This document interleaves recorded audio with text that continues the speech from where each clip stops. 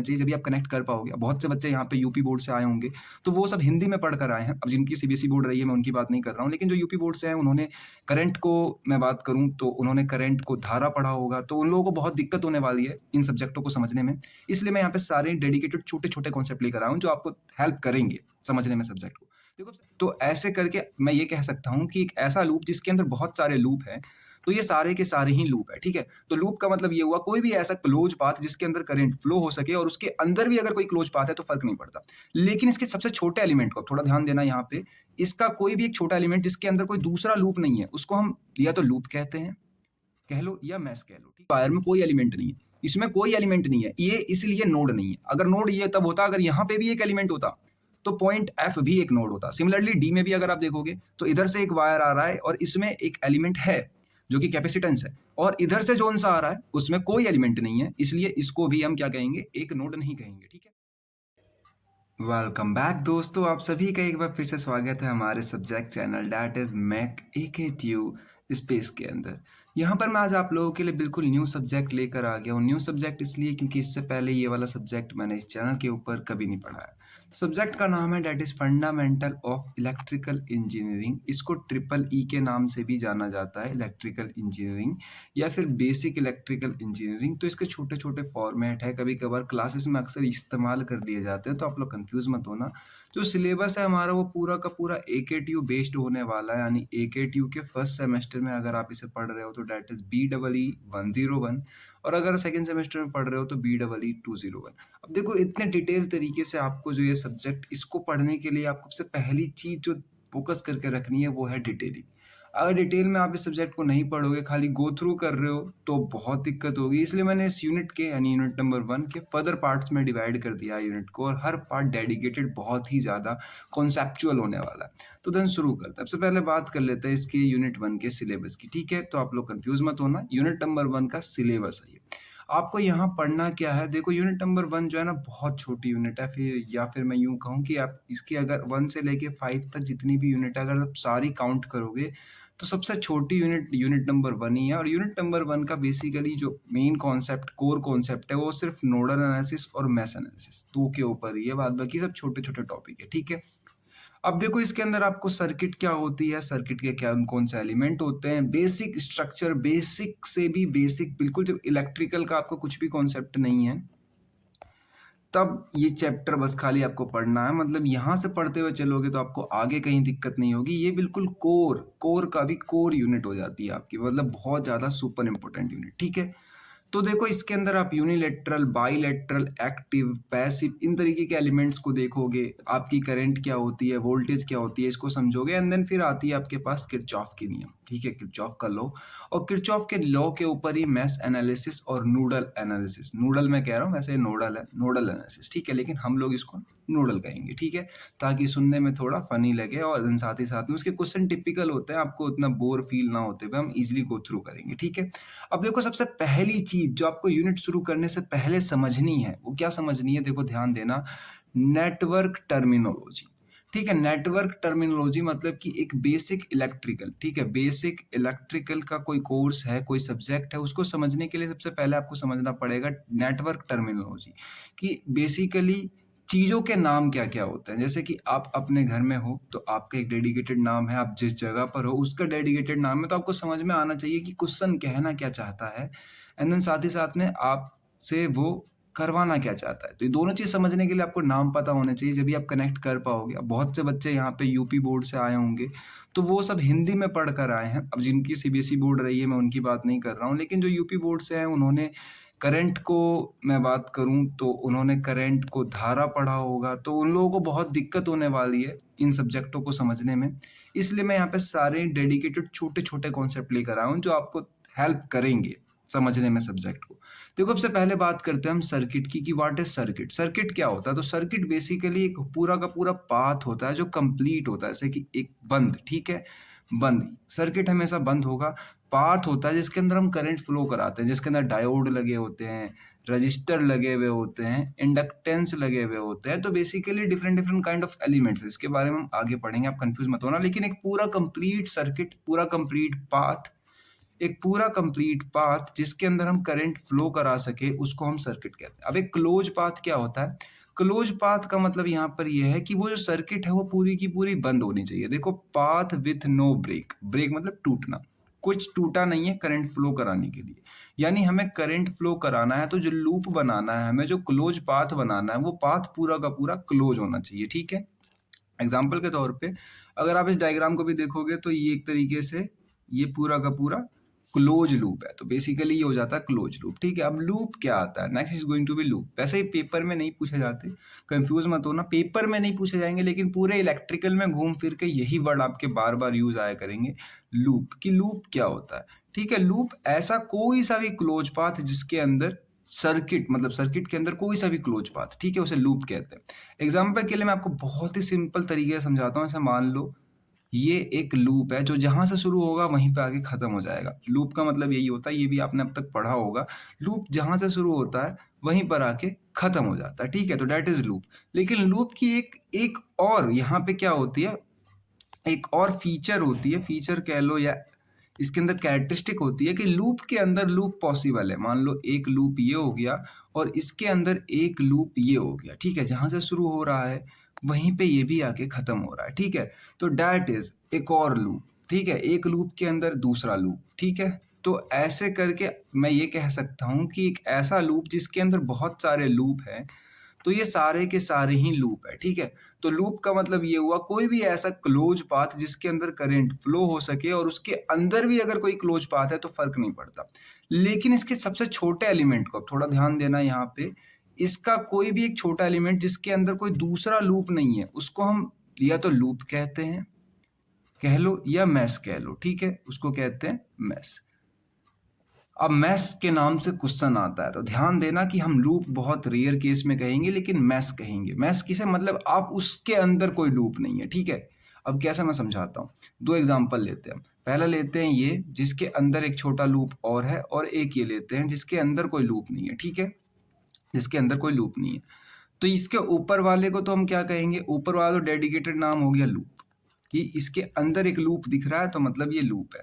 लेकिन अगर इसकी बात करी जाए तो ये लूप भी है, मैश भी है, लेकिन इसकी बात करी जाए तो ये डेडिकेटेड मैश है क्योंकि इसके अंदर कोई दूसरा लूप नहीं है।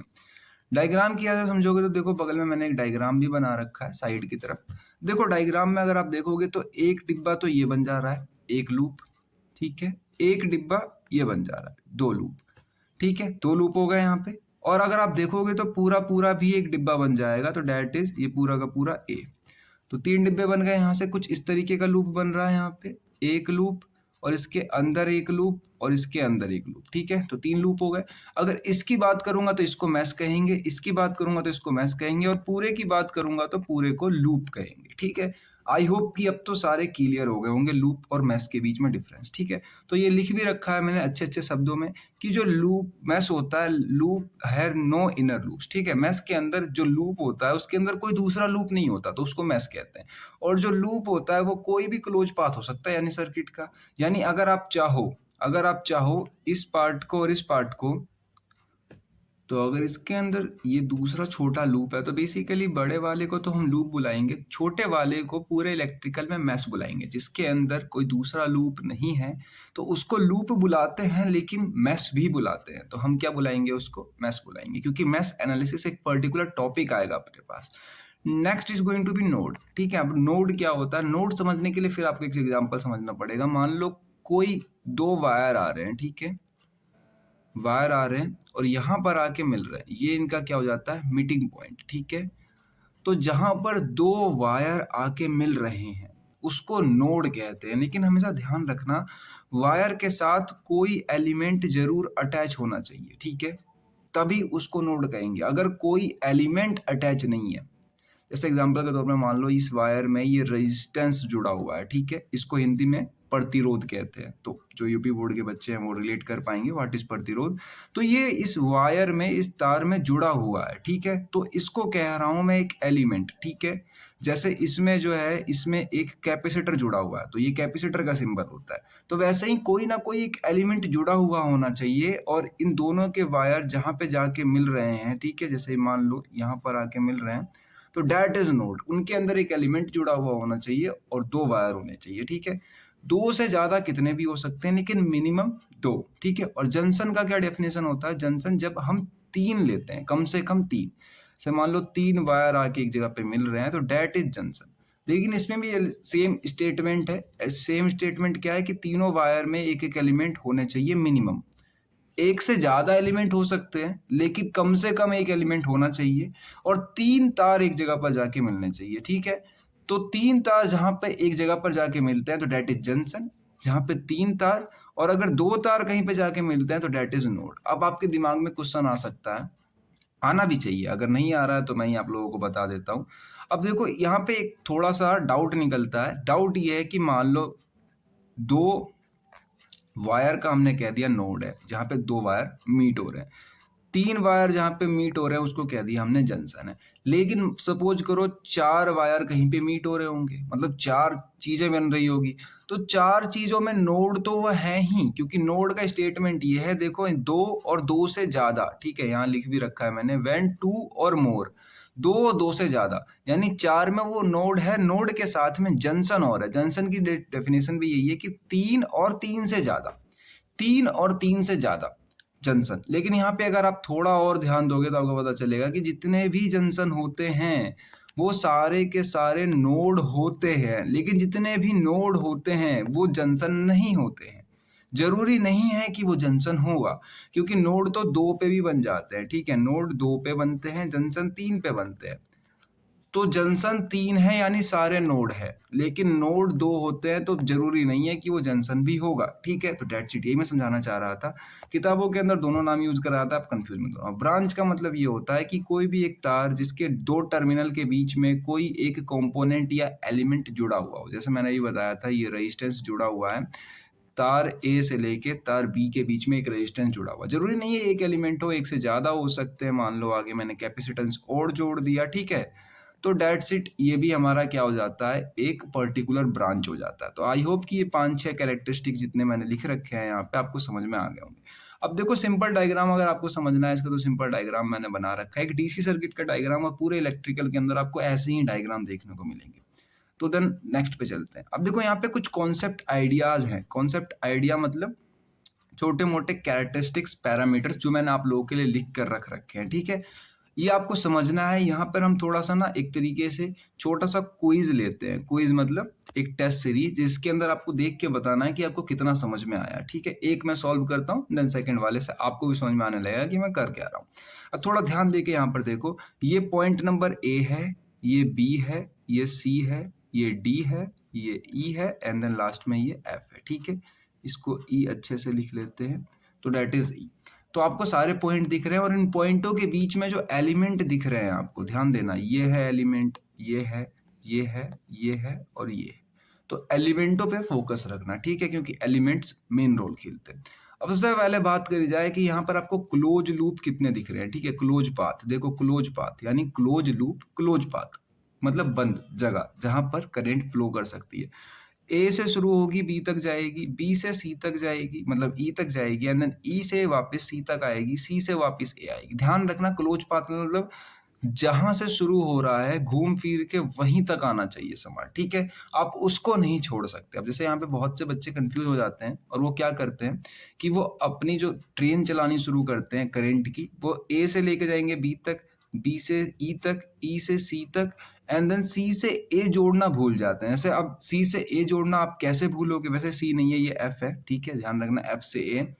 तो अब देखो यहाँ पे देखो लिख रखा है मैंने ए बी, ए ये रहा, ए बी ई और एफ।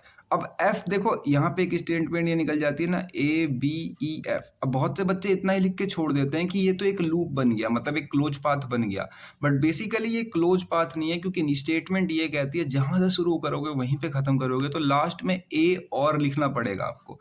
तो दैट वन इज करेक्ट, और अगर आप ए ना लिखते हो तो ये वाला गलत है, ठीक है। तो आपको हमेशा ध्यान रखना है जहां से शुरू करोगे वहीं पे एंड करना है, ठीक है। तो ये आपको एक क्लोज पाथ दिख गया, यानी आपको बेसिकली इस डायग्राम के अंदर क्लोज पाथ खोजना है। अब कुछ बच्चों के दिमाग में आ सकता है, कुछ बच्चों के दिमाग में आ सकता है ऐसा कि हम यहां से शुरू करते हैं, ई एफ ए बी फिर वापस ई, तो ये कुछ ऐसा बनेगा ई एफ ए बी और ई। क्या ये सही है? क्या ये सही है? तो हाँ, बिल्कुल सही है ये, लेकिन ध्यान रखना अगर आप एक बार इस लूप को ले चुके हो, ठीक है, इस पूरे लूप को आप अगर एक बार गिन चुके हो, काउंट कर चुके हो, मान लो एक बार आपने काउंट कर लिया तो दोबारा काउंट नहीं होगा। जैसे मान लो आपके एग्जाम्पल के तौर पर मैंने 5 नाम रख दिए, ठीक है, डिफरेंट डिफरेंट नाम रख दिया मैंने आपके, और मैं बोलूंगा कि मतलब जितने जितने नाम के लोग हैं उनकी एक लिस्ट बना कर दो, तो आपकी जो लिस्ट बनेगी आप उसमें 5 बार अपने नाम लिखवा के 5 अलग अलग आदमी तो नहीं बन जाओगे। मतलब मैं 5 बार अगर उस लिस्ट में नाम लिख दूंगा आपका, तो लिस्ट तो ये कहेगी ना कि 5 अलग अलग लोग रहते हैं यहाँ पे, बट एक्चुअली में वो पांचों के पांचों नाम आपके ही हैं। तो इसका मतलब ये है कि जितने भी यहाँ पर अगर आप एलिमेंट ले रहे हो, यहां से शुरू करो चाहे यहां से शुरू करो, चाहे यहां से शुरू करो, चाहे यहां से शुरू करो, करोगे जहां से भी शुरू, लेकिन नाम सिर्फ एक ही बार लिखना है आपको लिस्ट के अंदर, ठीक है। एक बार नाम लिख गया पूरे लूप का तो बस बेसिकली वही नाम हो गया, यानी डिफरेंट डिफरेंट काइंड ऑफ नाम मैंने आपके रख दिए हैं, लेकिन आप इंसान सिर्फ एक हो, ठीक है। तो यही मैं समझाना चाह रहा हूं कि यहां पर आप कैसे भी नाम रख लो, ठीक है। ये वाला लूप हमने कंसिडर कर दिया। अब आता है सेकंड लूप की बारी। तो देखो ये वाला लूप अगर आप ध्यान से देखोगे तो ये हो गया यहाँ पे खत्म। सेकंड लूप की बारी आती है, डेट इज ये वाली लूप में, इसलिए कह रहा हूँ क्लोज पाथ। क्लोज पाथ भी बेसिकली वही होता है जो लूप होता है, ठीक है। तो क्लोज पाथ मतलब बंद रास्ता जहां पे करंट फ्लो हो सके। तो यहां से शुरू करते हैं, बी से सी जा रहे हैं, सी से डी, डी से ई और डी से वापस बी, ठीक है। तो यही स्टेटमेंट है, ठीक है। अब यहाँ पे ध्यान देना, लास्ट में बी लिखा हुआ है, बहुत से बच्चे कंफ्यूज हो जाते हैं और बी लिखना छोड़ देते हैं। अब मैंने बताया था क्यों लिखते हैं, तो अब आपको ध्यान रहेगा, ठीक है। अब यहाँ पर नोटिस करो, इसका नाम भी हमने एक बार लिख दिया है, ये वाला लूप भी हो गया है कंप्लीट, ठीक है। हाईलाइट कर देता हूँ, ये वाला लूप भी हो गया है कंप्लीट। तो हम इसका दोबारा नाम नहीं लिख सकते अब, ठीक है। एक बार हमने लिख दिया, एक बार कंप्लीट भी हो गया, ठीक है। अब देखना है इसमें और क्या क्या अलग है, तो देखते हैं। अब देखो कुछ बच्चों के दिमाग में डाउट आ सकता है कि ये जो पूरा का पूरा ए से सी, सी से डी, डी से ई, ई से एफ और एफ से ए, ऐसा कुछ बना सकते हैं क्या? मतलब एक पूरा लूप ले सकते हैं, पूरा क्लोज पाथ बन सकता है? तो हाँ, बन सकता है, लेकिन इसमें ध्यान देने वाली बात ये है कि हमेशा सारे पॉइंट ऐड करना, ए बी सी डी ई और एफ, ठीक है, सारे पॉइंट ऐड होंगे। इसमें बच्चे कंफ्यूज क्या होते हैं कि ए से सी पे पहुंच जाते हैं, मतलब लूप बना रहे हैं तो सिर्फ कॉर्नर के एलिमेंट ले लिए, बीच के छोड़ दिए, बट ऐसा नहीं है, सारे पॉइंट ऐड करने हैं आपको। तो देखो यहाँ पे ए से बी, ठीक है, बी से सी, सी से डी और डी से ई और ई से एफ, देन लास्ट में दोबारा ए पे, ठीक है। तो बेसिकली इस पूरे डायग्राम के अंदर आपको कितने क्लोज लूप दिखाई दिए? तो तीन। तीन कैसे कैसे? एक तो ये पूरा का पूरा बड़ा वाला 1, ठीक है, फिर एक छोटा वाला इधर वाला 2, ये वाला, फिर एक इधर वाला 3। तो बेसिकली 3 लूप दिखाई दिया यहाँ पर आप लोगों को, ठीक है, समझ में आ रहा है। अब दूसरा चलते हैं हम, क्लोज पाथ समझ में आ गए, लूप पे। लूप का मतलब यह है कि कोई ऐसा गोला जो पूरा कंप्लीट होता हो और उसके अंदर कितने भी गोले हो सकते हैं। अगर एक भी गोला नहीं है, मतलब एक दूसरा कोई और लूप नहीं है उसके अंदर, तो उसको मैश कहते हैं, ठीक है, ध्यान रखना। अगर कोई दूसरा गोला है, मतलब कोई दूसरा लूप बन रहा है उस लूप के अंदर, तो उसे लूप कहेंगे। अब जैसे कि देखो आप यहाँ पे कि लूप कितने बन रहे हैं यहाँ पे, तो बेसिकली एक तो ये बड़ा वाला है जिसके अंदर 2 छोटे छोटे हैं, ठीक है। तो बड़ा वाला तो कंसिडर लूप होगा ही होगा, ठीक है। तो बड़े वाले को मैंने कंसिडर कर दिया लूप में, बड़ा वाला कंसिडर हो गया। अब देखो कुछ बच्चे के दिमाग में डाउट आ सकता है कि हमने कहा था ये छोटे वाले तो मैश रहेंगे, जो यहाँ से लेके यहाँ तक बन रहे हैं, इनको तो मैंने कहा थोड़ी देर पहले कि किताब के अंदर मैश माना जाता है। तो वही मैंने बताया कि इलेक्ट्रिकल के अंदर, ध्यान से सुनना, इलेक्ट्रिकल के अंदर इसको मैश भी कहते हैं और लूप भी कहते हैं, लेकिन मेजोरिटी ऑफ टाइम मैश कहा जाता है, ठीक है। तो कंफ्यूज मत होना, है तो ये लूप ही, लेकिन इसको मैश भी कहा जाता है और मेजोरिटी ऑफ टाइम मैश भी कहते हैं, ठीक है। तो अगर देखा जाए तो एक लूप तो ये बड़ा वाला हो जाता है जो हमने लिख लिया, ठीक है, ये लिख लिया। और एक लूप कौन सा होता है? छोटा वाला, ये भी लिख लिया। और एक लूप दूसरा छोटा वाला, ये भी लिख लिया। यानी 3 loop 3 close path. Close path उतने ही होते हैं जितने लूप होते हैं। अब बात करी जाए मैश की, तो मैश कितने मिलेंगे यहाँ पर आपको? मैश की बात करी जाए तो मैश मतलब ऐसे लूप, मतलब एक ऐसा क्लोज सर्किट जिसके अंदर कोई दूसरा क्लोज सर्किट ना हो। तो एक क्लोज सर्किट तो ये दिख रहा है और दूसरा क्लोज सर्किट ये दिख रहा है, इनके अंदर कोई दूसरा क्लोज सर्किट है नहीं। अब ये वाला तो है नहीं, ये बड़ा वाला जो ऊपर दिख रहा है आपको क्लोज सर्किट, इसके अंदर तो 2 क्लोज सर्किट है, तो इसको कंसिडर नहीं करेंगे हम, ठीक है, या इसलिए इसको कंसिडर नहीं करेंगे। कंसिडर किसको करेंगे? इसको और इसको, यानी 2 सर्किट को, ठीक है। तो दोनों सर्किट की वैल्यू लिख रखे हैं, जहां से शुरू करेंगे वहीं पे खत्म करेंगे। देखो ए से शुरू किया, ए पे खत्म हुआ, बी से शुरू किया, बी पे खत्म हुआ, ठीक है, 2 हो गए हमारे यहाँ पे। अब next is going to be node. Node, ठीक है, नोड मैंने बताया था जहां पे मिनिमम 2 वायर मिले और दोनों वायर के अंदर एलिमेंट जुड़े हुए होने चाहिए, ठीक है, कोई एलिमेंट जुड़ा हुआ होना चाहिए। जैसे कि मान लो यहाँ पे पॉइंट ए है, अब पॉइंट ए में देखो एक वायर तो इधर से आ रही है, एक वायर इधर से आ रही है, इधर एक रेजिस्टेंस है और एक कैपेसिटेंस है, दोनों आके जुड़ रहे हैं पॉइंट ए पे, तो पॉइंट ए लिस्ट में रहेगा, ठीक है, पॉइंट ए लिस्ट में रहेगा। अब बात करें पॉइंट बी की, कि पॉइंट बी देखो, तो पॉइंट बी पे देखो एक तो ये मिल रही है आके, एक ये मिल रही है और एक मिल रही है, और तीनों में एक एक एलिमेंट भी है, ठीक है, तीनों में एक एक एलिमेंट भी है, यानी पॉइंट बी तो जो है ये नोड तो हो सकता है क्योंकि 2 से ज्यादा, मिनिमम 2, और जंक्शन भी हो सकता है क्योंकि 3 पॉइंट मिल रहे हैं। जंक्शन के लिए स्टेटमेंट क्या है कि कम से कम 3, और नोड के लिए स्टेटमेंट क्या है कि कम से कम 2, लेकिन 2 से ज्यादा और 3 से ज्यादा हो सकते हैं, ठीक है, तो कंफ्यूज मत होना। तो यहाँ पे ए भी हो गया, बी भी हो गया। अब बात करी जाए पॉइंट ई की, पॉइंट ई पे अगर आप चेक करोगे तो पॉइंट ई जो है वो ये रहा, ठीक है। अब पॉइंट ई पे एक एलिमेंट तो ये आ रहा है, एक एलिमेंट ये आ रहा है और एक एलिमेंट ये आ रहा है, इसमें भी एक खुद का एलिमेंट है, इसमें भी है और इसमें भी, तीनों में एक एक एलिमेंट है, तो बेसिकली पॉइंट ई भी सही है। अब देखो पॉइंट सी,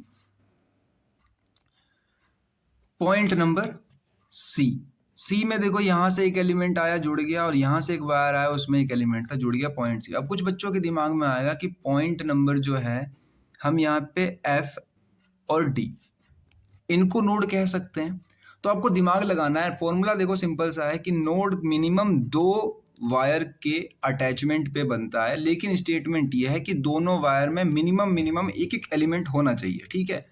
तो अगर आप पॉइंट डी या एफ को देखोगे, नोटिस करोगे, जैसे कि मैं यहाँ पे दिखाता हूँ, पॉइंट एफ के इधर से तो एक वायर आ रहा है और उसमें एक एलिमेंट भी है, ठीक है, एक वायर आ रहा है और उस वायर में एलिमेंट भी है, लेकिन जो दूसरा वायर आ रहा है, ठीक है, उस वायर में कोई एलिमेंट नहीं है, इसमें कोई एलिमेंट नहीं है, ये इसलिए नोड नहीं है। अगर नोड ये तब होता अगर यहाँ पे भी एक एलिमेंट होता, तो पॉइंट एफ भी एक नोड होता। सिमिलरली डी में भी अगर आप देखोगे तो इधर से एक वायर आ रहा है और इसमें एक एलिमेंट है जो कि कैपेसिटेंस है, और इधर से जोन सा आ रहा है उसमें कोई एलिमेंट नहीं है, इसलिए इसको भी हम क्या कहेंगे, एक नोड नहीं कहेंगे, ठीक है।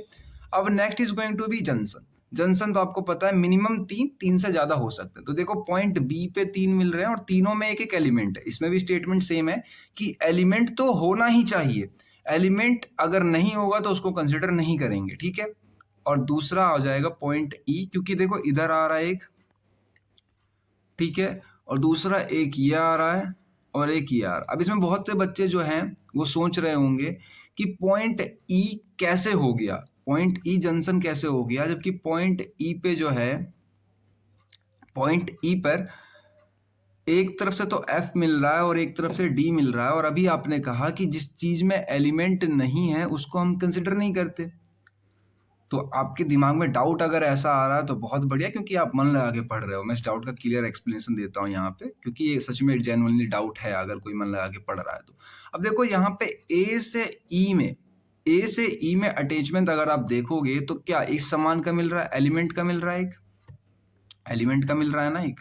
अगर इधर सी से ई में देखोगे तो एक एलिमेंट का समान मिल रहा है, यानी अगर इस तार को इस तरह से मोड़ के ना सीधा ला दूं, मैं सिर्फ सीधा ला दूं, तो एक एलिमेंट इधर मिल जाएगा और एक एलिमेंट इधर मिल जाएगा और एक एलिमेंट बीच में मिल जाएगा, तो पॉइंट ई एक जंक्शन बन जाएगा, ठीक है। अगर सिमिलरली आपके दिमाग में एक और डाउट आ सकता है कि ऐसा नोड में भी कर सकते थे क्या, तो नोड में देखो पॉइंट एफ पे इधर से तो आप लेकर आ गए एफ पे, ठीक है, इधर से लेकर आ गए आप एफ पे, आपने एक ये वायर है, सिंपल वायर, इस वायर को पॉइंट ई के साथ कैसे सीधा करोगे, कैसे इंक्लाइन करोगे, ऐसे आर को जो बी को जोड़ दोगे एफ में, तो ऐसा तो जुड़ा हुआ नहीं है, बी एफ में जुड़ा हुआ नहीं है, बी ई में जुड़ा हुआ है, ठीक है।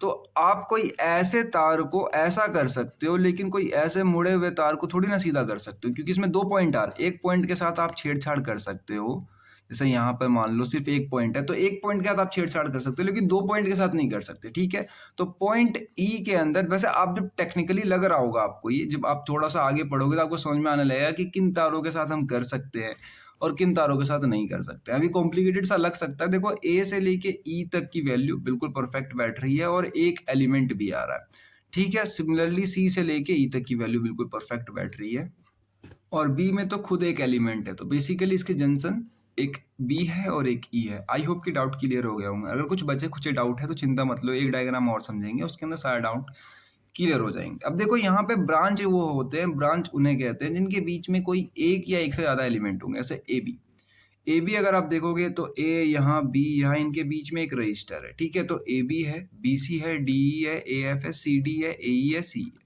अब इसके अंदर यहाँ पे एफ ई या ई एफ देखने को नहीं मिलेगा, ठीक है। एफ ई या ई एफ देखने को नहीं मिलेगा, या फिर ई डी, ठीक है, ये देखने को नहीं मिलेंगे। क्यों नहीं मिलेंगे? क्योंकि इनके अंदर कोई एलिमेंट नहीं है, ठीक है, इनके अंदर कोई एलिमेंट नहीं है। लेकिन बी और ई देखने को मिलेगा, जैसे ये रहा आपका बी ई।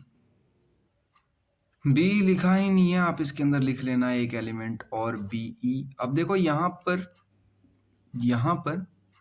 जो स्टेटमेंट मैंने बताई थी आपको, वो नियम फॉलो होता है कि देखो ए से लेके ई तक के बीच में अगर कोई दूसरा एलिमेंट नहीं है तो हम एक सीधा तार मान लेते हैं, ठीक है, सीधा तार मान लेते हैं। तो इस पूरे के अंदर देखोगे तो एक एलिमेंट दिख रहा है आपको, तो बेसिकली जो सीधा तार है यहाँ पे देखो मेंशन है ए ई। सिमिलरली ऐसा सी ई के साथ भी कर सकते हैं, इसलिए सी, ये दोनों के दोनों ब्रांच और मेंशन है। और यहाँ पे बी ई रह गया था मुझसे नोट्स बनाते समय, तो बी ई इसके बीच में भी एक एलिमेंट है, तो बी ई आप खुद लिख लेना, ठीक है। नेक्स्ट डायग्राम पे चलते हैं, ठीक है। आई होप कि इतना समझ में आ रहा होगा आपको। नेक्स्ट डायग्राम देखो और सिंपल है, ये उसके इतना कॉम्प्लिकेटेड नहीं है, इसके अंदर आपको कोई तार सीधा करने की जरूरत नहीं पड़ेगी। अब देखो पॉइंट ए बी, अरे तू तो रुक जा, point A B C and D, ठीक है। तो चार पॉइंट है इसके अंदर, और ये पॉइंट क्यों लिखा हुआ है इसे स्किप करो, ये कुछ और था, इसे अभी रहने दो। तो बेसिकली अगर आप मोटा मोटी देखोगे तो इसके अंदर हमें चार पॉइंट देखने को मिलते हैं, और इन चार पॉइंट के अंदर अगर आप देखोगे तो जगह जगह पे एलिमेंट भी देखने को मिल जाएंगे आपको, और सारे रजिस्टर ही है, ठीक है। तो कंफ्यूज मत होना, इंडक्टेंस, कैपेसिटेंस या फिर बैटरी कुछ नहीं है यहाँ पे, ठीक है। अब ध्यान देना आप लोग, क्लोज लूप मतलब ऐसे लूप जो बंद हो, एक तो ये है, एक ये है और एक पूरा है, ठीक है, तीन बन रहे हैं। तो देखो ए से बी गए, बी से डी आए और डी से वापस ए गए, तो ए बी डी ए। दूसरे वाले में बी से सी गए, सी से डी गए, डी से वापस बी गए। अब आप एक एक बार इन दोनों को लिख चुके हो तो दोबारा नहीं लिखोगे, क्योंकि मैंने बताया रिपीट नहीं होते हैं ये। एंड देन थर्ड वन, ए से बी, बी से सी, सी से डी, डी से ए, तीसरा ही हो गया। और जितने क्लोज पाथ होते हैं, ध्यान रखना, जितने क्लोज पाथ होते हैं उतने ही लूप भी होते हैं। तो लूप भी बेसिकली यहाँ पे तीन है, पहला लूप छोटा वाला, दूसरा लूप, एंड देन तीसरा बड़ा लूप, ठीक है। लेकिन अगर बात करी जाए मैश कितने हैं यहाँ पे, तो मैश जिनको आप और डिवाइड नहीं कर सकते, जिनके अंदर कोई दूसरा लूप नहीं है, तो पहला ये, दूसरा ये, दो मैश बन सकते हैं, तो दो मैश ये लिखे हुए हैं, ठीक है। अब बात करी जाए नोड और जंक्शन की, जहां सबसे ज्यादा पिछली बार आप कंफ्यूज हुए थे, ठीक है। अब देखो नोड जहां पे कम से कम दो वायर मीट कर रहे हो, मैं लिख देता हूं, नोड कम से कम दो वायर मीट कर रहे हो और उन दोनों वायर में एक एक एलिमेंट कम से कम होना चाहिए, तो उसको नोड कहेंगे। अब देखो यहाँ पे पॉइंट नंबर ए पे एक वायर तो इधर से आ रही है, एक वायर इधर से आ रही है, इसमें भी एक एलिमेंट है, इसमें भी एक एलिमेंट है, तो हाँ पॉइंट ए तो हमारा एक परफेक्टली जो है नोड हो गया। पॉइंट बी की बात करूं, पॉइंट बी की, तो पॉइंट बी में भी यहाँ से एक वायर आ रही है, एक वायर इधर से, एक वायर इधर से, और तीनों में एक एक नोड है, मतलब मिनिमम क्राइटेरिया दो वाला फुलफिल हो गया, तो पॉइंट बी भी सही है। पॉइंट डी की बात करूं तो सिमिलरली आप देखोगे तीन वायर आ रहे हैं और तीनों में एक एक एलिमेंट है, यानी मिनिमम क्राइटेरिया पॉइंट दो वाला फुलफिल हो गया, नोड भी, डी भी नोड है। बात करूं सी की, तो सी में भी क्राइटेरिया फुलफिल हो रहा है, तो सी भी एक नोड है। लेकिन जंक्शन में क्राइटेरिया थोड़ा सा बदल जाता है। जंक्शन में क्या होता है कि मिनिमम क्राइटेरिया तीन वायर का हो जाता है और तीनों वायर में मिनिमम एलिमेंट एक होना चाहिए, एक से ज्यादा कितने भी हो सकते हैं, ठीक है। तो सिमिलरली अगर आप देखोगे तो पॉइंट नंबर डी, जहां पे एक ये, एक ये, एक ये और तीन वायर भी आगे मिल रहे हैं, तो पॉइंट डी है एक, और एक पॉइंट नंबर बी, ठीक है। अब यहाँ पर अगर आप समझोगे तो नोड के अंदर एक एक्सेप्शन केस आया थोड़ी देर पहले, मैंने आपको बताया था कि देखो पॉइंट नंबर सी के अंदर, थोड़ा ढंग से देखो, पॉइंट नंबर सी के अंदर एक वायर तो ये आ रही है, जिसमें एक एलिमेंट है और एक वायर ये आ रही है, इसमें दो एलिमेंट है। तो मैंने कहा था कि मिनिमम क्राइटेरिया क्या है कि नोड के अंदर कम से कम दो वायर और एक एलिमेंट, उससे ज्यादा हो सकते हैं। तो यहाँ पर एक से ज्यादा कितने थे? दो थे, दो एलिमेंट थे एक वायर के अंदर, तो ये पास हो गया था। ठीक है, मतलब तभी भी ये नोड है क्योंकि क्राइटेरिया फुलफिल हो रही है। एक से ज्यादा कितने भी एलिमेंट हो सकते हैं। ठीक है, ब्रांच की बात करी जाए, ब्रांच मतलब वो जिसके बीच में एलिमेंट हो। तो ए से बीच में एलिमेंट है, बी से डी के बीच में एलिमेंट है, ठीक है, बी से डी में है, ए से डी में है, डी से सी में है और बी से सी में। तो बेसिकली ये सारे के सारे आपके टोटल 5। ठीक है, 5 आपके क्या बन जाते हैं?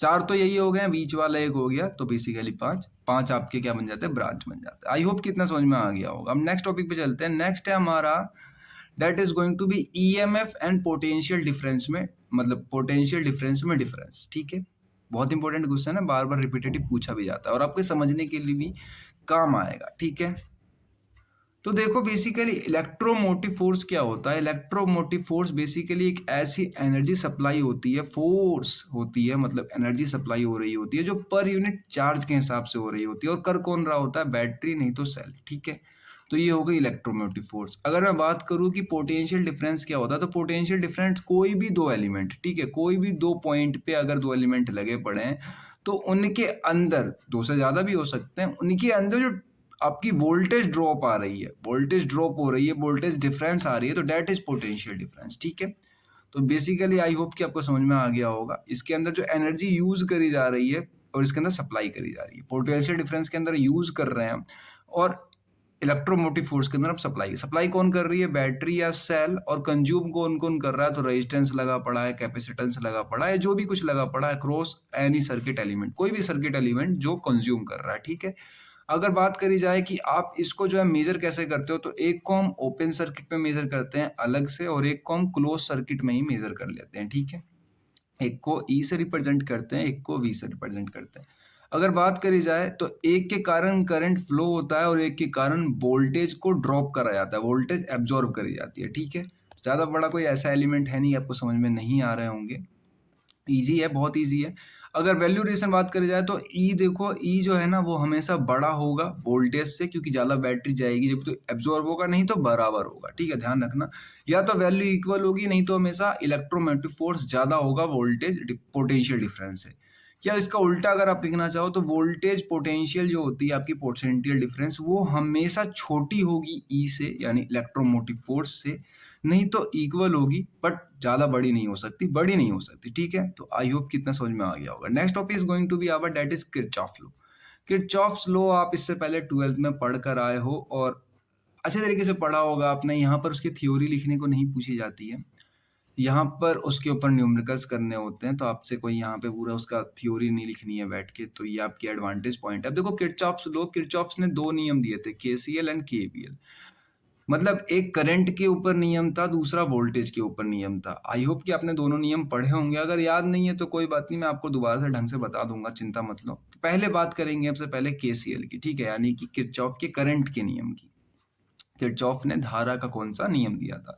तो देखो इसका नियम बहुत ही सिंपल था। नियम ये था कि किसी एक मीटिंग पॉइंट पे, ठीक है, जितने भी तार आके जुड़ रहे हैं जिनके अंदर खुद एक एक एलिमेंट है या एक से ज्यादा है, ठीक है, तो उन सब का अगर आप सम करोगे, सम मतलब सबको जोड़ दोगे, तो वो इक्वल टू 0 के बराबर आएगा। ठीक है, तो डेट्स इट, यही इसकी इक्वेशन, मतलब केसीएल पहली स्टेटमेंट है। देखो इसको टेक्निकल कैसे लिखा पड़ा है कि एट एनी जंक्शन या नोड, अब देखो जहां पर एक जगह पर बहुत सारे तार आके मिलते हैं तो उसका आप या तो जंक्शन कहोगे नहीं तो नोड कहोगे। ठीक है, नोड के लिए मिनिमम क्राइटेरिया 2 तार और जंक्शन के लिए मिनिमम क्राइटेरिया 3 तार। ठीक है, sum of current entering is equal to sum of current leaving. इसका मतलब मैं बताता हूँ थोड़ी देर में, पर उससे पहले नीचे देखो, the algebraic sum of the all current meeting at a junction in an electric circuit is going to be 0। ठीक है, तो यही मैं बता रहा हूं। अब देखो यहां पर आपको कुछ जो है साइन कन्वर्जन ध्यान रखना है। साइन कन्वर्जन कैसे? जैसे मान लो ये पॉइंट है, ठीक है, इस पॉइंट पे 3 करंट आ रही है, एक ये आ रही है I1, ठीक है, एक जा रही है I2 और एक आ रही है I3। एक पॉइंट पे 3 तार जुड़े हुए हैं, इनके अंदर आगे एलिमेंट लगे हुए हैं, ठीक है, आगे कोई से भी एलिमेंट हो सकते हैं, उससे आपको मतलब नहीं है। आगे सब में एक एक एलिमेंट है, यानी करेक्टरिस्टिक्स फुलफिल हो रही है। लेकिन ध्यान रखना कि इसके पास 3 करंट आ रही है, मतलब 3 वायर आ रही हैं। तो हमेशा ध्यान रखना, या तो आप इनकमिंग को नेगेटिव मानना, आउटगोइंग को पॉजिटिव मानना, या फिर इनकमिंग को पॉजिटिव मानना, आउटगोइंग को नेगेटिव मानना, लेकिन साइन उल्टे मत करना। अगर कुछ समझ में ना आए, आपको साइन समझ में नहीं आ रही है, तो आप ऐसा करना कि करंट इन को एक तरफ लिख लेना और करंट आउट को एक तरफ लिख लेना, ठीक है। कैसे, मैं समझाता हूँ। ये स्टेटमेंट ये कहती है कि जैसे कि I1 और I3 ये दोनों आ रहे हैं, तो I1 plus I3 is equal to I2 जा रहा है, तो डेट इज I2, ठीक है। तो इस तरीके से लिखना है आपको। आई होप कि समझ में आ गया होगा, नहीं आया तो आगे थोड़ा और डिटेल पढ़ते हैं इसके बारे में। देखो, अब किरचॉफ्स लॉ के जो नियम है उसके अंदर देखो, यहाँ पे एक छोटा सा डायग्राम है। डायग्राम कितना ज्यादा कुछ नहीं है, ये एक पॉइंट हो गया, पॉइंट को मैंने दिखाया है, डेट इज जंक्शन। ये एक जंक्शन है जहां पे different different kind of currents आ रही है, जैसे कि I5 हो गई, I4 है, I3 है, I1 बाहर जा रही है और एज वेल एज I2 भी बाहर जा रही है, ठीक है। तो 2 करंट बाहर जा रही है और 3 करंट आ रही है। तो इसके अंदर आने वाली करंट को मैं क्या कर रहा हूं, आने वाली करंट को मैंने देखो नेगेटिव से शो किया है, ठीक है, और जाने वाली को पॉजिटिव से शो किया। आपके ऊपर है साइन सेम रखना, अगर आप उल्टा रख रहे हो तो भी कोई दिक्कत वाली बात नहीं है। अगर आप आने वाले को पॉजिटिव और जाने वाले को नेगेटिव रख रहे हो तो भी चलेगा, लेकिन आने वाले सारे पॉजिटिव होने चाहिए, ठीक है। जैसे मैंने जाने वाले यहाँ पे सारे पॉजिटिव रखे हैं, तो जितने बाहर जा रहे हैं, देखो ये I1 बाहर जा रहा है और ये I2 बाहर जा रहा है, बाद में कि I3 I4 I5 अंदर आ रहे हैं, तो ये सब नेगेटिव है। इज इक्वल टू 0, ये सब कुछ 0 के बराबर होगा, क्योंकि स्टेटमेंट कहती है आपकी, किरचॉफ का नियम कहता है। तो यहाँ से अगर आप सारे माइनस वालों को इधर भेज दोगे तो प्लस हो जाएंगे। तो यहाँ से देखो I1 plus I2 is equal to हो जाएगा आपका I3 plus I4 plus I5। तो यही मैं कहना चाह रहा था कि sum of outgoing is equal to sum of incoming, कि अगर आपको साइन कन्वर्जन समझ में ना आए तो आप हमेशा ऐसा करना कि आने वाले सारे एक तरफ, जाने वाले सारे एक तरफ, ठीक है। तो आपके ऊपर इसमें आप साइन कन्वर्जन कैसे लो। देखो, स्टेटमेंट नंबर 1 में जो मैंने लिख रखा है यहाँ पे, एक तो ये हो गया जब मैंने साइन बिल्कुल क्या किए हैं, आने वाले को नेगेटिव रखा है। अब दूसरा देख लेते हैं जिसमें मैं आने वाले को पॉजिटिव रख देता हूँ, जैसे कि I5 है plus I4 plus I3 minus का I1 और माइनस का I2 इज इक्वल टू 0। तो जैसा ही आप माइनस वालों को उधर भेजोगे तो क्या बचेगा यहाँ पे, I5 plus I4 plus I3 is equal to I1 plus I2, ठीक है। तो बेसिकली स्टेटमेंट यही निकल कर आएगी जो यहाँ पर है लिखी पड़ी, तो यही स्टेटमेंट आने वाली है। मैं यही समझाना चाह रहा हूँ कि साइन कन्वर्जन आप थोड़ा ध्यान लेके करना। अब नेक्स्ट आता है, डेट इज हमारा Kirchhoff's voltage law. Voltage law मतलब इसके शॉर्ट फॉर्म भी है, हमेशा ध्यान रखना। पहले वाले का केसीएल है, किरचॉफ करंट लॉ। अब दूसरे वाले का है Kirchhoff voltage law, that is KVL. आपको फर्स्ट समझ में आ गया होगा, मतलब पहला वाला, दूसरा वाला समझते हैं।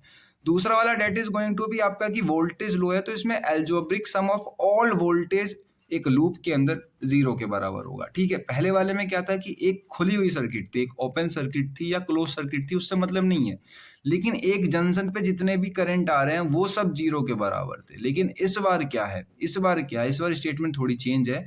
इस बार algebraic sum of all voltages, ठीक है, सारे वोल्टेजेस किसी एक क्लोज लूप के अंदर, लूप बंद होना चाहिए, ध्यान रखना, लूप बंद होना चाहिए, 0 के बराबर होता है, ठीक है। तो अब जिसको नहीं पता मैं बताता हूँ, वोल्टेज इज इक्वल टू होता है आपका I इंटू आर, ठीक है। ये फॉर्मूला आपके बहुत काम आएगा, ध्यान रखना। वोल्टेज इज इक्वल टू होता है आपका I इंटू आर, ठीक है। अब देखो यहाँ पे E का मतलब है बैटरी, ये रेजिस्टेंस लगा हुआ है, ये रेजिस्टेंस लगा हुआ है, 2 रेजिस्टेंस है, बाद बाकी पॉइंट है A B C D। अब इस डायग्राम को समझने के लिए आपको एक आइडियली करंट बनानी पड़ेगी, अपनी करंट बनानी पड़ेगी, ठीक है। करंट कैसे बनानी पड़ेगी, जैसे मान लो ये सिंपल सा डायग्राम है, यहाँ पे मैं एक खाली स्लाइड लेके आपको समझाता हूँ, रुको। ये तो खाली स्लाइड आ ही नहीं रहा, आ जाओ। चलो खैर, खाली स्लाइड तो यहाँ पर आया नहीं। यहाँ पर हम दूसरा जुगाड़ लगाते हैं कि हम थोड़ा फोटो जूम कर लेते हैं, ठीक है। और जूम करके मैं समझाने की कोशिश करता हूँ आप लोगों को। तो ये हो गई हमारी पूरी की पूरी खाली स्लाइड। अब खाली स्लाइड में देखो, यहाँ पे मैंने बैटरी लगा रखी थी, ये तो बहुत ज़्यादा वो हो गया, अब ठीक हो गया, अब सही सा लग रहा है थोड़ा, ठीक है। इसको ही लेते हैं। जैसे कि देखो, ये हमारा डायग्राम था कुछ इस तरीके से, ये बैटरी आ रही है, ठीक है, ये बैटरी लगी पड़ी है और ये बैटरी इधर जा रही है, इधर एक रेजिस्टेंस लगा पड़ा है, एंड देन सिमिलरली इधर एक रेजिस्टेंस लगा पड़ा है, और देन यहाँ पे आके कंप्लीट हो जा रहा है, ठीक है। तो इस तरीके से अपना कुछ डायग्राम था। अब देखो, डायग्राम में वैल्यू लिखी थी A, B, C and D, इस तरीके से डायग्राम था। अब यहाँ पे आपको वैल्यूज नहीं मिली है, खाली R1 लिखा पड़ा है यहाँ पे, और यहाँ पे R2 लिखा हुआ है, ठीक है, इतना लिखा हुआ है आपका। तो ये डायग्राम हो जाता है कुछ आपका। अब यहाँ पर आपको करना क्या है वो आपको समझना पड़ेगा। देखो, करना कुछ नहीं है यहाँ पर आपको देखो अपने आप एक करंट शो करनी है। जैसे कि मान लो मैंने ऐसे करंट बनाई है, तो ये आई हमारी कैसे क्लॉकवाइज घूम रही है, ठीक है। आई कैसे घूम रही है, क्लॉकवाइज। तो हमेशा बैटरी के जो पोटेंशियल होंगे वो आपको गिवन होंगे, जो बड़ी वाली साइड होती है वो प्लस होती है, छोटी वाली साइड नेगेटिव होती है, ठीक है। और जिधर से करंट एंटर कर रही है उसको हम हमेशा प्लस मानेंगे, और जिधर से एग्जिट कर रही है उसको माइनस मानेंगे। आप उल्टा ही मान सकते हो। जैसे मान लो हमारी करंट इस तरीके से रोटेट हो रही है, ठीक है, इसको मिटो लेते हैं। मान लो हमारी करंट इस तरीके से रोटेट हो रही है, तो जैसे ही यहाँ पर आएगी तो इस वाले को हमने प्लस माना, और जब वो रेजिस्टेंस से बाहर निकल रही होगी तो उस वाले को माइनस माना। सिमिलरली करंट हमारी आगे बढ़ेगी तो हमने इस वाले को प्लस माना, इस वाले को माइनस माना, और ऐसे ही करंट हमारी ऐसे गोल गोल घूमती रहेगी, ठीक है। तो आई होप कि आप लोगों को इतना समझ में आ गया हो। इसे मिटो लेते हैं हम, ये जो चिन्ह है। अब देखो, यहाँ पर आपके करंट सबकी वैल्यू आ गई। अब वैल्यू आ गई, यहाँ पर आपको करंट हो गई वो आपकी I1 हो गई, ठीक है। इस वाले रेजिस्टेंस में जो करंट आएगी, इस वाले रेजिस्टेंस में करंट आएगी वो I1 आएगी, ठीक है। इस वाले रेजिस्टेंस में जो करंट आएगी वो I2 आएगी, क्योंकि I1 कुछ मतलब जो R1 है वो कुछ करंट ड्रॉप कर लेगा अपने अंदर, क्या कर लेगा, एब्जॉर्व कर लेगा, ठीक है। तो इतना समझ में आ गया होगा। अब देखो, यहाँ पर जो वैल्यूज है इसके अंदर आप कैसे निकालोगे, मैंने कहा algebraic sum of all voltages, ठीक है। तो आपको जो E है, ई अगर आप देखोगे ऐसे रोटेट कर रहे हो, आप ऐसे रोटेट कर रहे हो, तो ई की वैल्यू माइनस है, क्योंकि जो साइन आपको पहले आते जाएगा आप उसको उठाना, प्लस R1 इंटू I1, लाओ इसको थोड़ा और छोटा करके लिख लेते हैं, माइनस का ई, क्योंकि हम ऐसे रोटेट कर रहे हैं। प्लस में देखो, आप जैसे जैसे रोटेट करोगे तो पहले वैल्यू कौन सी आएगी, प्लस की आएगी, तो प्लस का R1 I1, और आप जब इस रोटेशन को आगे बढ़ाओगे तो दूसरी बार रेजिस्टेंस 2 की वैल्यू कौन सी आएगी, तो वो भी प्लस की आएगी। तो प्लस में R2 I2, ध्यान रखना, इज इक्वल टू 0। तो आपको मैंने बताया था ये फॉर्मूला किसके बराबर होता है, यहाँ से लेके यहाँ तक जो ये फॉर्मूला है ये B1 के बराबर हो जाएगा, ये B2 के बराबर हो जाएगा। तो मोटा मोटी अगर आप देखोगे तो minus E1 plus V1 plus V2 is equal to हो जाएगा आपका 0। तो अगर आप यहाँ से कैलकुलेट करते हो तो E is equal to V1 plus V2, ये इसके बराबर आ जाएगा, क्योंकि माइनस वाले E को आपने इधर भेज दिया, या इन दोनों को इधर माइनस में लेके चले गए। तो इस तरीके से कुछ सॉल्व होता है ये क्वेश्चन। अब देखते हैं यहाँ पे, देखो किरचॉफ्स लॉ के अंदर यहाँ पे ये क्वेश्चन है। इस क्वेश्चन को जो मैंने बना रखा था, ये क्वेश्चन यहाँ पे थोड़ा ढंग से देखना आप, सेम है, यहाँ पे मैंने कुछ ज़्यादा चेंज नहीं किया। यहाँ पर जो वैल्यूज हैं वो हमने, जो आई है वो कुछ इस तरीके से घूम रही है इसके अंदर, ठीक है। आई किस तरीके से घूम रही है, तो आई कुछ इस तरीके से घूम रही है, इधर से इधर की तरफ, इसमें उल्टी घूम रही है आई। तो पहले वैल्यू माइनस की आएगी, तो माइनस की IR2 लिख ली हमने। फिर जब ऊपर जाओगे तो माइनस की IR1, तो माइनस की IR1 लिख ली। एंड जब इधर आओगे तो ई की वैल्यू हमें प्लस की मिलेगी, तो यहाँ पे प्लस ई लिख रखा है, ठीक है, प्लस का ई। तो यहाँ पे उल्टा साइन कन्वर्जन है, मैंने आपको सीधा वाला भी दिखा दिया। इसमें जो करंट घूम रहा है, डायग्राम में गलत बना रखा है, इसमें एंटी क्लॉकवाइज करंट घूम रहा है, ठीक है। इसमें एंटी क्लॉकवाइज करंट घूम रहा है और इसके ऊपर वाले में क्लॉकवाइज था। तो आप जब भी डायग्राम बनाना, इसके साथ अगर एक लूप और जुड़ा हुआ है, अगर इसमें एंटी क्लॉकवाइज है तो इसमें भी एंटी क्लॉकवाइज रखना, अगर इसमें क्लॉकवाइज ले रहे हो तो इस वाले में भी क्लॉकवाइज लेना। अपने पूरे डायग्राम में सेम करंट का डायरेक्शन रखना, करंट की डायरेक्शन चेंज मत करना, ठीक है, वरना जो न्यूमेरिकल है उनकी वैल्यू काफी डिफरेंस आ जाएगा। तो इस वाले में ऐसा समझाया है, और ऊपर वाले में मैंने आपको इस तरीके से समझाया, दोनों सिखा दिया, करंट मतलब क्लॉकवाइज और एंटी क्लॉकवाइज। कंफ्यूज मत होना, अगर आपको एंटी क्लॉकवाइज समझ में आया हो तो एंटी क्लॉकवाइज, अगर क्लॉकवाइज समझ में आया हो तो क्लॉकवाइज, ठीक है। तो यहाँ पर आपने इन दोनों की वैल्यू को उठा के उधर भेज दिया, तो डेट इज यहाँ पर आपका आ जाता है कि E is equal to V1 plus V2। अब ये V1 V2 कैसे आया, तो V is equal to IR formula होता है, ये आप 10th में पढ़कर आते हो ओम्स लॉ से, ठीक है। अब आगे चलते हैं, लिमिटेशंस ऑफ किरचॉफ, मतलब किरचॉफ लॉ। तो इसकी लिमिटेशंस क्या क्या होती है, पेपर के अंदर पूछ लिया जाता है, 7 मार्क्स में पूरा आता है। किरचॉफ लॉ आपको बताना होता है कितने नियम होते हैं, दोनों नियम बताओगे आप, KVL और KCL, एंड देन साथ में लिमिटेशन बताओगे और एप्लीकेशन बताओगे। देखो यहाँ पे आपकी हाई फ्रीक्वेंसी सर्किट होती है, जहाँ पे बहुत ज्यादा फ्रीक्वेंसी हाई होती है, वहाँ पे कैपेबल नहीं है, ये इग्नोर कर देता है इलेक्ट्रोमैग्नेटिक फील्ड इफेक्ट, जो लॉसेस होते हैं उनको इग्नोर कर देता है। ये सुटेबल नहीं होता है डिस्ट्रीब्यूट पैरामीटर सिस्टम, जैसे कि ट्रांसमिटेड लाइन के लिए डिस्ट्रीब्यूटेड नहीं होता है। केवीएल जो होता है वो फेल कर जाता है अगर time varying magnetic flux present हो, यानी कि टाइम के हिसाब से अगर मैग्नेटिक फ्लक्स अपने आप को चेंज कर ले रहा है तो वहां पे केवीएल काम नहीं करता है, ठीक है, मतलब फेल कर जाता है, गलत रीडिंग देनी शुरू कर देता है। साथ ही साथ में केसीएल जहां पर जो है एज्यूम करता है नो चार्ज एक्लुमिनेशन एट नोड, यानी कि किसी नोड पे अगर 5 तार आके मिल रहे हैं तो वहां पे जो नेट जो चार्ज मान रहे हैं, मतलब कुछ फॉल्ट नहीं होना है, तो वो हम जीरो मान के चलते हैं कि कुछ भी जीरो, मतलब कोई फॉल्ट नहीं हो रहा है। केसीएल ये एज्यूम करके चलता है, बट एक्चुअली में अगर आप 5 तारों को एक जगह पर जाके जोड़ दोगे कहीं पे तो फॉल्ट होने के चांसेस रहते हैं। तो ये लिमिटेशंस हैं इसकी। देखो, less accurate for loan linear circuit element, जो लोन लीनियर नहीं होते उनके लिए बहुत कम एक्यूरेट होता है और वैलिड नहीं होता है क्वांटम लेवल पर। अगर क्वांटम लेवल पर आप इसको समझने जाओगे तो ये वहां पर वैलिड नहीं है। अब देखो इसको कुछ एप्लीकेशंस है, एप्लीकेशंस तो खैर ज्यादा नहीं है इसके, जो आपको बहुत टिपिकल लगेंगे, बहुत आसान आसान एप्लीकेशन जो आपने घर के अंदर देखे होंगे, जैसे कि मैश एनालिसिस क्वेश्चन। अब देखो, अब यहाँ पे अपने आप ही एक खाली स्लाइड आ गई हमारे लिए, तो देर से मैं परेशान था खाली स्लाइड के लिए, लेकिन अब खुद आ गई। अब देखो, यूज्ड इन मैश एनालिसिस में, नोडल एनालिसिस में हम करते हैं इसका, ठीक है। डिजिटल टेस्टिंग होती है इलेक्ट्रॉनिक्स नेटवर्क से, उसके अंदर करते हैं, या कोई डिजिटल सर्किट फेल हो जाती है, फॉल्ट हो जाती है, डिटेक्ट करने के लिए उसके अंदर करते हैं। एसी सर्किट के अंदर यूज करते हैं, and electronic circuit design, amplifier, power supplier या फिर ट्रांसफॉर्मर की छोटे मोटे सर्किट जब बनते हैं तो उसके अंदर हम इसका यूज करते हैं। किसका? किरचॉफ लॉ का। किरचॉफ लॉ तो आपको ढंग से पता ही है, ठीक है। अब बात करी जाए, अगर आप पहली बार इस चैनल पे हो, सब्सक्राइब कर लो, आपके बहुत आगे काम आएगी। आपकी जो पूरी जर्नी है वहाँ पर बीटेक की जब तक ख़त्म नहीं हो जाती, मैं आप लोगों के साथ रहूँगा, आपको हर तरफ से हेल्प करने के लिए। जहाँ पर आपको लगेगा कि अब जो है हमारी बीटेक ख़त्म हो गई है, तब आपके लिए ये चैनल कुछ वैल्यूएबल नहीं रहेगा, लेकिन बीटेक की जर्नी तक ये आपके लिए बहुत ज़्यादा चीज़ें संजो के रखता है।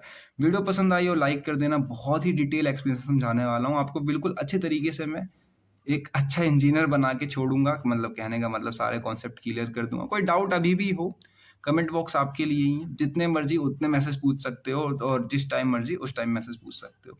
और रही बात नोट्स कहाँ मिलेंगे आपको, इसके PDF नोट्स, तो वो टेलीग्राम पे मिलेंगे। टेलीग्राम का चैनल का नाम है मैक AKTU, और हाँ, शुरुआत में मैं अपना नाम बताना भूल गया था, स्लाइड्स के अंदर मैंने ऐड भी नहीं किया है, तो आई एम आदित्य।